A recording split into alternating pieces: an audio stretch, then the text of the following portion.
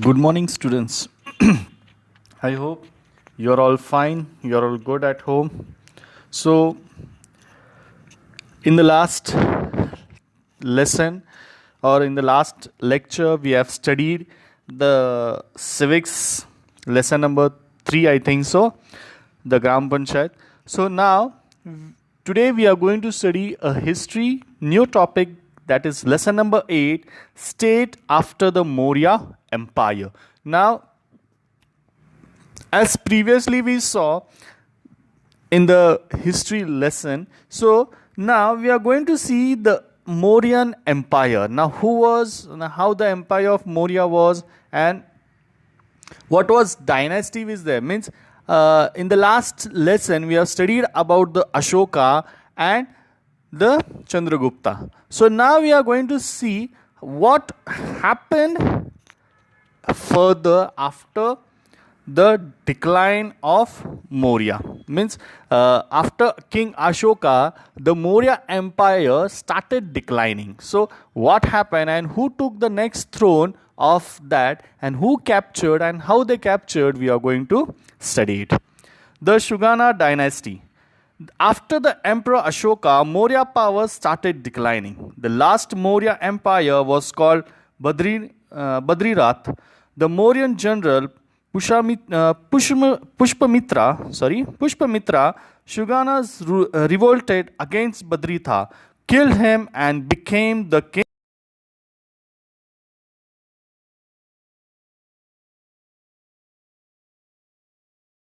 BC to 75 BC. Now, see, before the Christ, so we are telling that. So it is such an ancient dynasty we are going to study. Now you can see the map.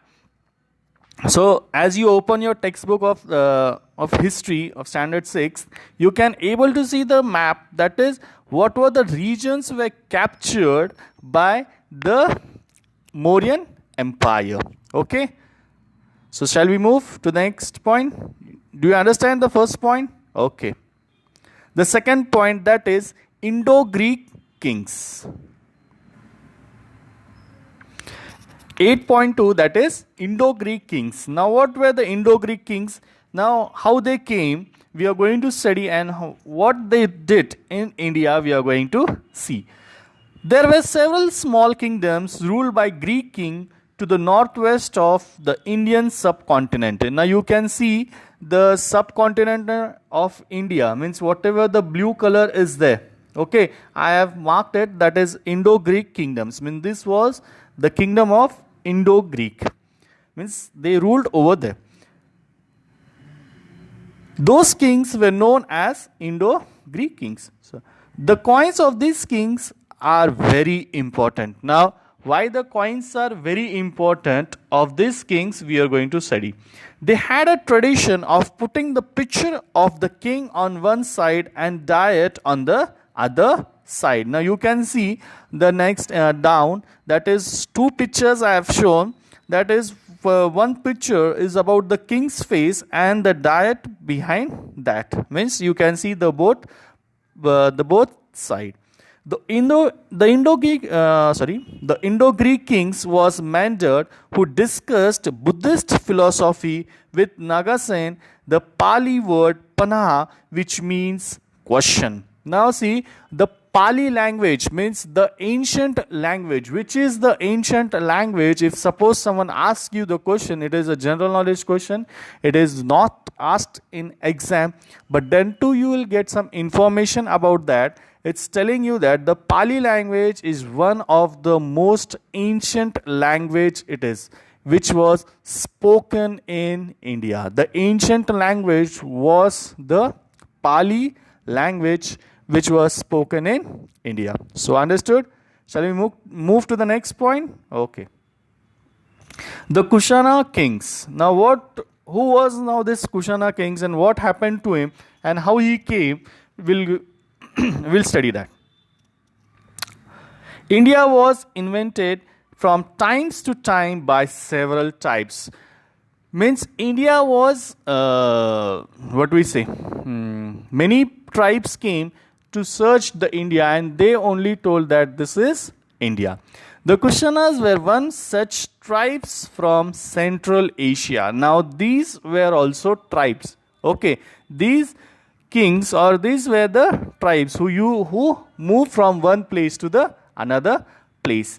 They ruled northwest region from Kashmir in the 1st century. Now see, now today we are living in the 21st century and we are studying about the 1st century. These people ruled Kashmir in the 1st century.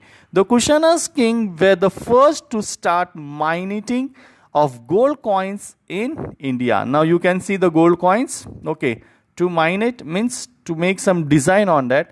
They started the custom of putting the image of Gautam Buddha. Now you can see on the coin they started, or the custom was putting the image of Gautam Buddha. The Kushana king and Kanishka extended their empire. Now both the Kushanas king and the Kanishka king they extended their empire. Yeah. Shall we move to the next point?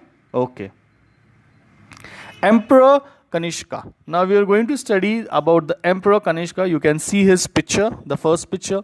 The Kanishka extended the empire to Kabul in the west to Varanasi in the east. Means from where he started from Kabul to Varanasi. Gold and copper coins were minted by him, have been founded in North India. Now see, the gold coins and the copper coins mined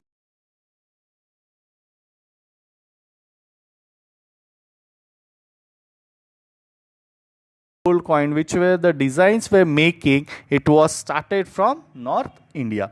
The 4th Buddhist council was held in Kashmir during his time. So when he was ruling, what he did, he held a Buddhist council in his time. So Ashoka also was held the Buddhist council, and he also held the Buddhist council. He established the city of Kanishkapura in Kashmir. So what he did, he established the city. The well-known poet Ashayog lived during the region of Kanishka. He wrote the text of Buddha Charitra and Viraj Suchi. The famous Vidyacharaka was also in Kanishka court. Okay. Now we are going to study, that is 8.4, the Gupta dynasty. Now after this kings, the Gupta dynasty was very famous at that time. The end of the 3rd century CE, Gupta dynasty rise in the North India. The Samarduk Gupta and the Chandragupta II were notable kings of the Gupta dynasty. Now see, in the first, after the ending of the 1st century, in the 3rd century, this Gupta dynasty came into existence, or they rise up from the north of India. See, whatever the dynasties were there, they came from North India, and the the education system from there, it was in the south itself. So we will going to study in the next chapter also. Now we'll move to the Samargupta. Samardurga Gupta. The expansion of the Gupta Empire began Chandragupta I. His son Samargupta extended the empire.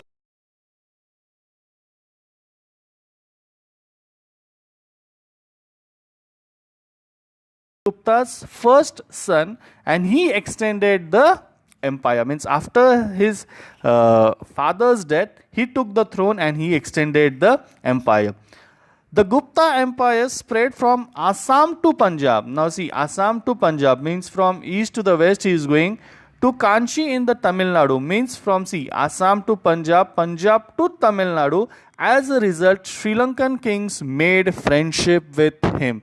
Now see, from how big he captured or he extended his empire, you can see a pillar inscription Pragya was described concert victory about him. This inscription is known as Pragya Prashpati and also as Allahabad Prashpati. Now he captured a pillar, means a pillar inscription was done by him. We'll study that. And some inscription was done by him. So it is still now at the city of Allahabad. He was an expert in playing veena. Veena means now it is one, you know the instrument veena, but today's it is called as violin. Okay, so that is why the veena and violin is different. So just giving a means you getting an idea what is veena. He minted coins which had a variety of them. In one of them, he is playing veena. His name Samudruga Gupta is engraved on it.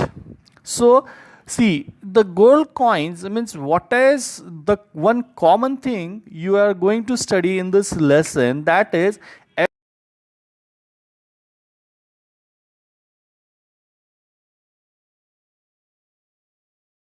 having some uniqueness in that. Now, what was this uniqueness in his Gupta dynasty or the Samargupta? What he did, once on the one side he is playing the veena, okay, and the other side it is minted. So something different, but the gold and the silver coins were minted during the from the first century till the third century also. So now it is impossible. Okay. Chandragupta II. Now see, after the Samargupta, his son Chandragupta II assigned the throne. Now see, after the death of Chandragupta I, who took the throne? The Samardurga took the throne, and after his death, his son Chandragupta II assigned the throne, means he took the throne. He extended the Gupta empire towards the northwest, means see, from northwest he started extending the empire. He established good relation with powerful Vakta ruler in the south by giving his daughter Prabhavati in marriage to Rudrasen II. Now what he did, he gave his daughter, means he married to, he gave his daughter to Rudrasen to have a good connection between themselves.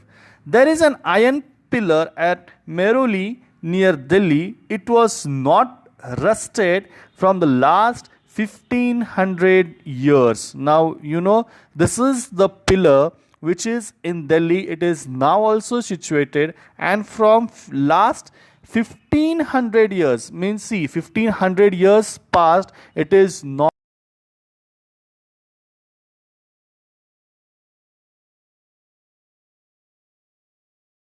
that if we keep some iron things in the rain or you keep outside, it get rusted. So till now, means still from 1500 years, it is like that only. It is not rusted, it is not done. It is picture is also in some one of the movies is also shown. So I don't know the exact in which movie is shown, but some movie is there. So in that movie it is shown. It is an excellent specimen of the metallurgy skill of the ancient India people. Now see, this is a very ancient, and the skill what the ancient people had, it is very means we cannot count it that much. They were excellent skill, means they were having very great skill. See, till now it is not rusted, means 1500 years ago what which was built, it is still like that as it was built.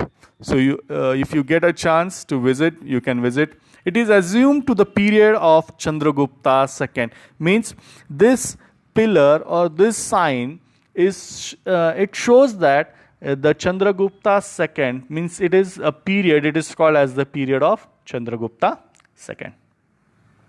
So understood? Shall we move to the next point? Okay. So the Vardhana dynasty. Now the king of Vardhana. Okay. Now see, after the death someone took the charge. Okay. So we are going to study that only. The decline of Gupta power. Now see, after the Chandragupta II,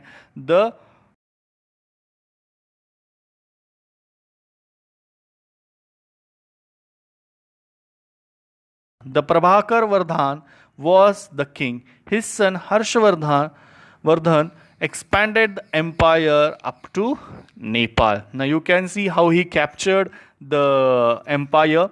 It is there. The map is there. You can see it. And the Vardhana king means the Harshvardhana is the picture is also there. So we'll get a clear idea.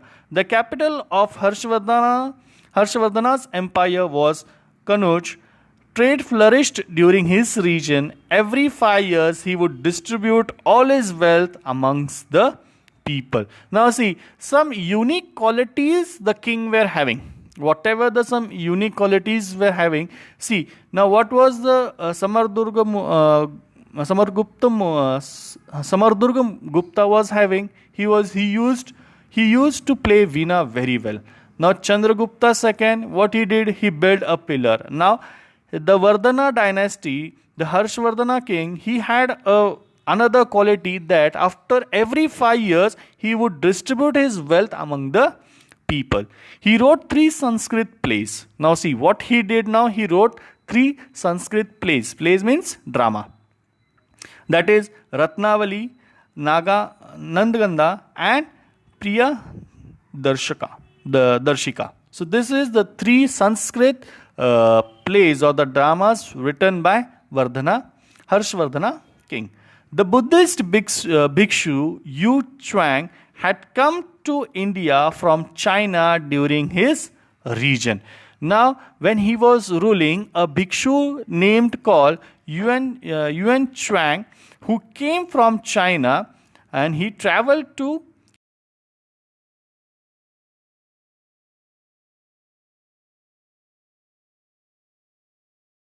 2 years. Now this was very famous university in the south. He stayed there and he learned about the Buddhist, and what he did on returning to his homeland, means going back to his homeland, he translated many Buddhist main scriptures into Chinese. Means whatever the scriptures were there, he translated in his own language, that is in Chinese. Okay, understood?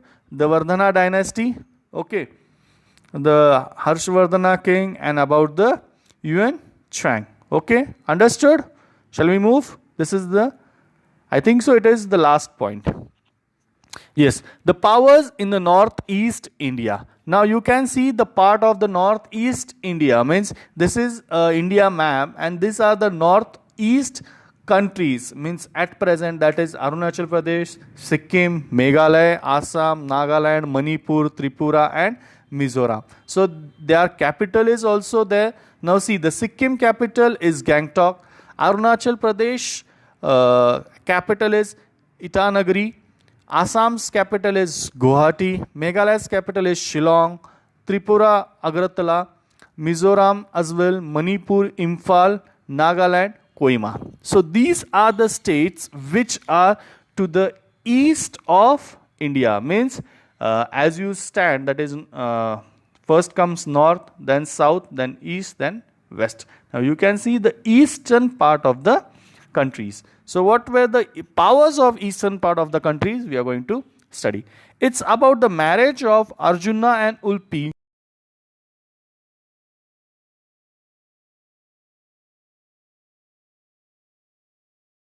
And it is studied in Mahabharata also. The state of Kamrupura emerged in the 4th century CE. Now the Kamrupa emerged in the 4th century, means it came to known in the 4th century. It was established by Pashuvarma, the pillar inscription of Samardurga at Allahabad. The epics of Mahabharata and Ramayana use the name of Pragya Jyotishi.